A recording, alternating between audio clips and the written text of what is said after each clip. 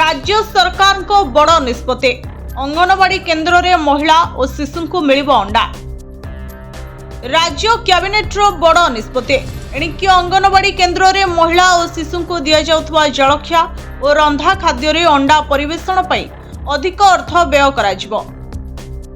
एहा सहित स्वास्थ्य बीमा सीमा सुरक्षा और पंचायत आईन को नहीं मध्य बड़ कैबिनेट रे एक गुरुत्वपूर्ण निष्पत्ति निया जाइछे।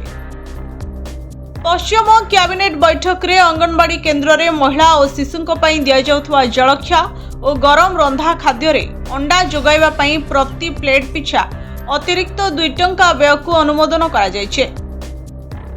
सरकार को एही पदक्षेप रे अंगनवाड़ी केन्द्र रे पुष्टिकर खाद्य जोगाण आहुरी सुदृढ़ हेबो बोली कहा जाउछे।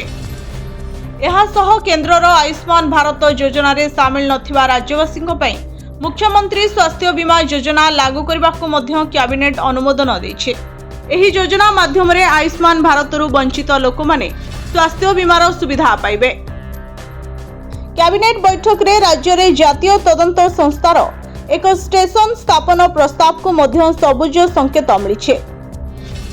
सेहीपरि उत्तर दिनाजपुर नदिया मालदा और मुर्शिदाबाद जिलार भारत बांग्लादेश सीमारे बाड़ निर्माण एवं बीएसएफ आउटपोस्ट स्थापन पर बीएसएफ को जमी हस्तांतर करने को मध्य अनुमति मिली। जिलार पंगा नदी उपरे लुहापोल निर्माण एवं एसएसबी पई जमी हस्तांतर प्रस्ताव को मध्य मंजूरी मिली। एथिसह पश्चिमबंग पंचायत बिल 2026 को कैबिनेट स्वीकृति देइछे।